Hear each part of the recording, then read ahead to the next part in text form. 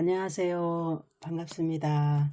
저는 합법적인 대통령이신 박근혜 대통령님이 다스리는 자유대한민국의 국민 김미자입니다. 오늘도 박근혜 대통령님께서 지으신 나의 어머니 유경수를 읽습니다. 오늘은 낮은 곳을 향하여 라는 부분을 읽어드리겠습니다. 1964년 정초의 명절 분위기가 가시기도 전인 1월 4일 저녁이었다.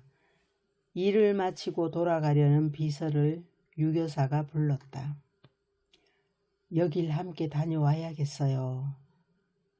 메모지에 서울 성동구 응봉동 산 10의 2라는 주소가 기록되어 있었다.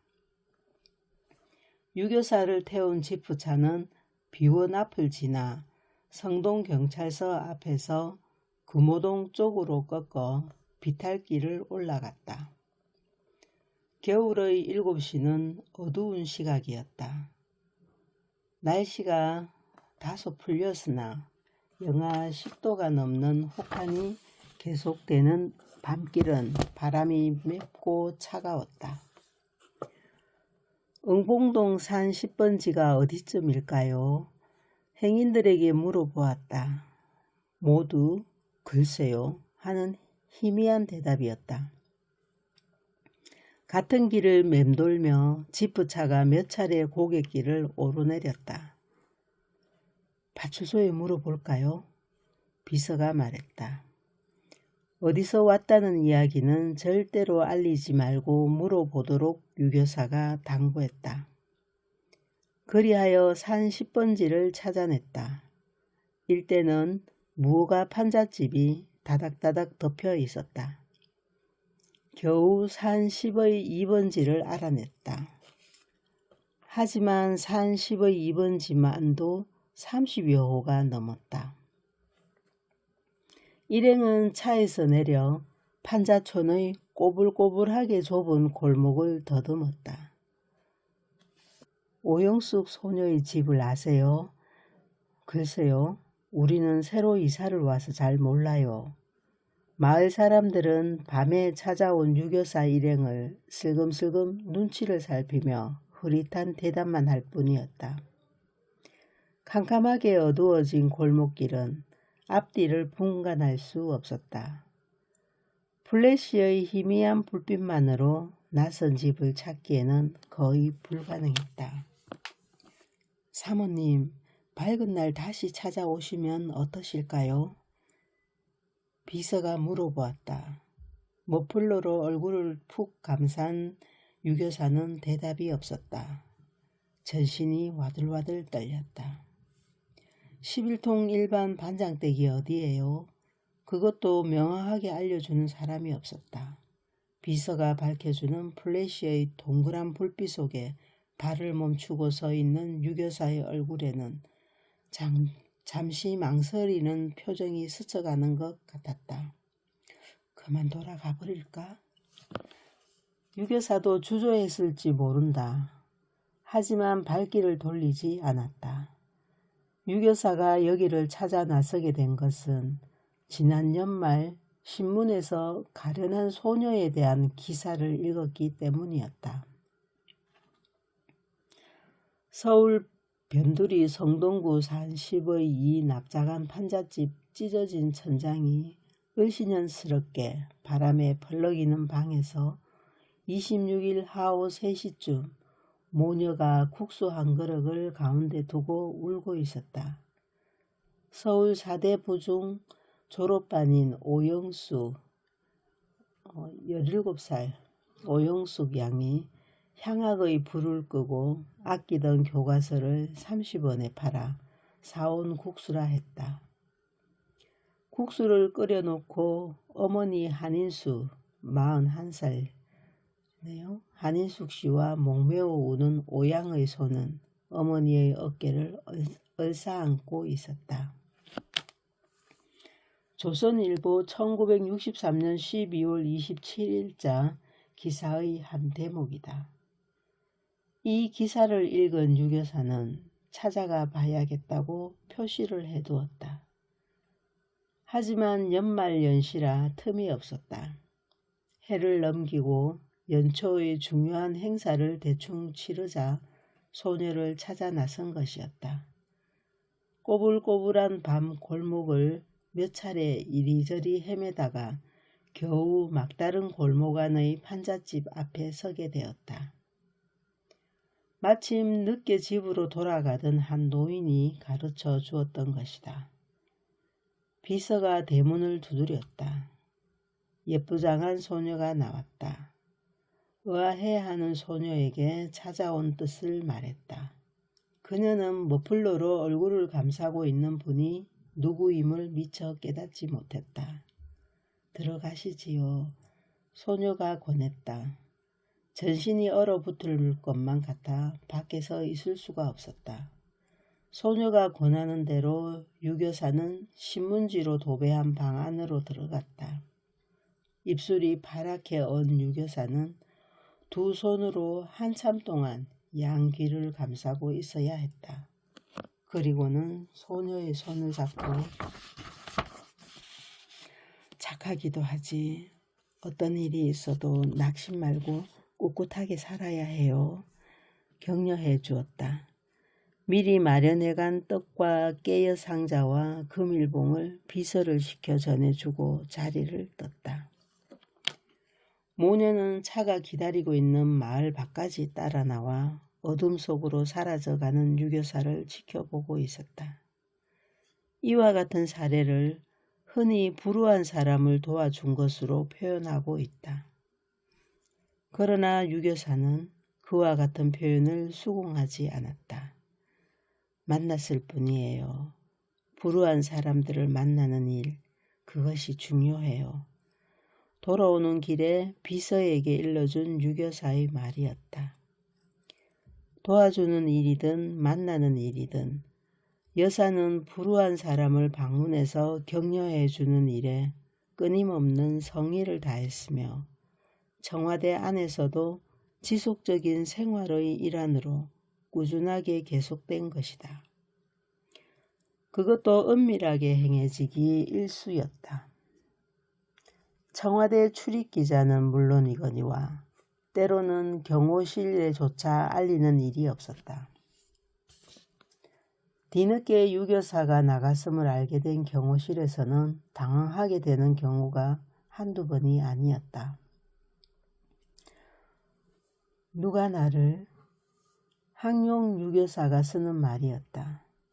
이와 같은 표현이 암시하는 것은 사회적으로 대통령 영부인이라 하더라도 유교사의 신념으로서는 남편을 알뜰하게 받들려는 성실한 한 주부에 지나지 않으며 또한 끝없는 성의와 애정으로 국민들을 대하려고 애쓰는 마음에서 우러난 말이었다.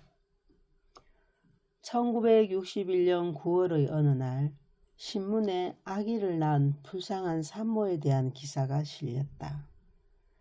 용산구 이촌동 난민 천막촌의 한 아낙네는 아기를 해산했으나 양식 한 톨 없이 굶주리고 있다는 것이 기사의 내용이었다. 그날 오후 유교사는 살과 미역을 지프차에 싣고 비서 한 사람을 대동하여 그 산모를 찾아 나섰다. 천막촌에서 몇백 미터 떨어진 그 부근에 지프차를 세우게 하고 걸어서 갔다. 무질서한 천막 집단 속에서 신문에 난 번지만으로 집을 찾는다는 것은 거의 불가능했다. 유교사는 직접 천막집 하나하나 앞에서 물어가며 수소문했다. 혹 이 마을에 아기 낳은 집 모르세요? 그러면서 어느 천막을 찾아갔을 때의 일이었다. 안에서 인기척이 나며 니요 대답하는 소리가 들렸다. 집을 찾는데요. 무심히 유교사는 드리워진 거정문을 들쳤다. 컴컴한 천막 안에 장정이 누워 있었다. 한눈에 병자임을 알 수 있었다. 유교사를 쳐다보던 얼굴이 유령 같았다. 그 병자 옆에는 5살과 7살 또래의 남매가 빈 밥그릇을 숟가락으로 긁고 있었다. 9월 하순이면 쌀쌀한 날씨임에도 헤어진 속내의만 걸치고 있었다. 참혹했다. 엄마 어디 가셨지? 유교사가 남매를 보고 물었다. 낡은 군용 담요 하나를 걸치고 가만히 떼기 위해 누워있던 환자가 일어났다. 부밀 나갔구만요. 편찮으시군요. 네, 일하다 다리를 다쳐 꼼짝 못하고 누웠구만요. 오래됐어요? 거의 한 해가 다 됐어요. 누워있는 게. 유교사는 딱하다거나 불쌍하다거나 비참하다는 그런 느낌보다 막막해졌다. 이런 환경에 처해 있는 국민들이 얼마나 될지 모른다는 생각이 들었다. 국민이라는 말이 따가울 만큼 실감적으로 유교사에게 다가왔다. 산모에게 주려고 준비해온 살과 미역을 가져오게 하여 그 병자에게 주어버렸다. 다음 날 유교사는 천막촌을 다시 방문했다. 드디어 신문에 난 산모를 찾게 되었다. 천막이 아닌 판잣집이었으나 천막이나 다를 바 없었다. 나무 토막으로 기둥을 세우고 흙으로 발라 종이상자로 지붕을 덮은 단칸방이었다. 바람이 불면 금방이라도 어그러질 것 같았다. 신문지도 바르지 않은 토벽, 방바닥에는 가만히 떼기가 깔려 있었다. 그런 방 안에 산모가 누워 있었다. 헌 신문지라도 가져왔더라면 그 흑백이라도 발라줄 텐데. 유교사는 안타까워했다. 살과 미역을 주었다. 산모는 누구신데 이처럼 고마우시게 하며 말끝을 맺지 못했다. 어디서 오셨는지요? 신문을 보고 찾아왔어요. 유교사는 신분을 밝히지 않았다. 자선단체에서 오셨나요? 아니에요. 그것보다 누가 밥과 국을 끓여줘야 할 텐데. 부기가 있는 산모의 얼굴과 손발을 보자 유교사는 비서를 돌아보며 말했다. 저렇게 부은 손으로는 밥을 지울 수 없을 것 같았기 때문이었다. 아니에요. 산모가 황급히 일어났다. 제가 끓여 먹겠어요. 다음날 유교사는 비서를 시켜 헌 신문지와 풀을 술 밀가루를 보내 토벽을 바르게 했다. 한편 유교사는 해마다 연말이 되면 근로자 합숙소나 시립병원 등에 선물을 전하고 가난하고 불우한 그들을 둘러보곤 했다. 그러나 이런 곳을 방문할 때마다 미리 알리지 않은 것을 원칙으로 삼았다. 미리 알리게 되면 환경정돈이다, 청소다 하여 그들을 괴롭힐 것만 같고 합숙소 관리자 측에서 그들을 도열시켜 오히려 이 편에서 부담을 갖게 하기 때문이다. 또 예고 없이 불시에 방문함으로써 평상시의 실태를 있는 그대로 파악할 수 있다는 것도 그 이유 중의 하나였다. 1972년 9월 16일 추석을 앞두고 동대문 근로자 합숙소를 아무 예고 없이 불시에 방문했기 때문에 네임만 걸치고 있는 사람도 있었다. 당황한 그들이 웃저고리를 찾아 입느라고 부산을 떠는 모습을 유교사는 미소를 머금고 보기도 했다. 그보다 한 해 전인 1971년 12월 29일 동대문 근로자 합숙소를 방문했을 때의 소감을 유교사는 이렇게 기록해 두고 있다. 물론 실업자가 하루아침에 다 구제될 수 있는 것도 아니고 잘 산다는 나라에도 실업자가 있긴 하지만 이러한 현상에 대해 위정자의 가족으로서 그들에 대하여 항상 미안한 마음이 앞선다.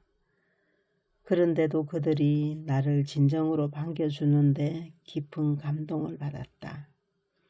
그들과 식당 난로불을 가운데 끼고 앉아 오랫동안 이야기를 나누었다. 그들은 원망과 불평을 제쳐놓고 건강한 모습, 참으로 정신까지도 어느 누구보다도 건강하게 보였다. 떠날 때 자주 오라고 손을 잡는 모습에 눈물이 돌았다. 나는 비록 그들에게 어떤 혜택을 줄 아무런 권한도 없으나 그들의 생각과 뜻을 열심히 들어보고 성의껏 그 뜻을 전달해 주겠다고 약속했다. 그들의 뜻을 성의껏 전달하는 일은 나의 의무에 앞서 커다란 보람이니까.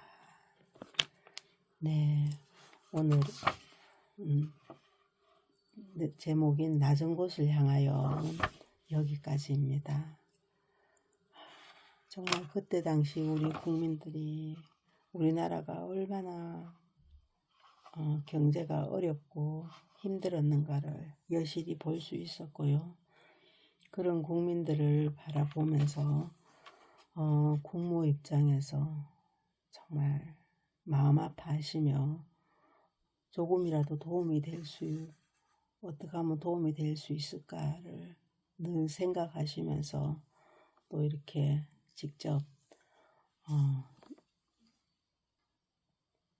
비서만 동행해서 찾아가서 어려움을 도와주고 하시는 유영수 여사님의 모습을 보면서 참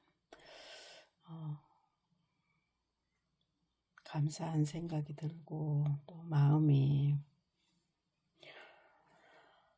따뜻해집니다. 그리고 그때 당시 우리나라가 얼마나 어렵고 힘들었는가를 보면서 지금 이렇게 잘 살 수 있었던 게 있는 것이 그냥 된 것이 아니라는 거. 정말 그 시대 당시에 박정희 대통령님이 안 계셨더라면, 유경수 여사님 같은 분이 안 계셨더라면 정말 지금의 우리나라가 있을 수 있었을까요?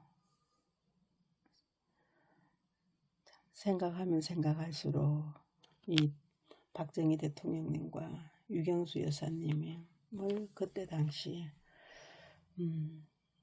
그 우리나라의 대통령직에 또 국모로서 세워주심에 너무너무 감사한 생각이 듭니다. 정말 우리나라에 바로 서기 위해서 꼭 필요한 때에 꼭 필요한 인물이 필요한 자리에 있으셨기 때문에 대한민국이 이렇게 성장할 수 있는 기반을 다질 수 있었고 있었다고 생각합니다. 정말 참 마음이 아프면서도 참 따뜻하고 감사하고 고마운 마음이 드는 그런 내용이었습니다. 네, 이상입니다. 여기까지 하겠습니다. 감사합니다.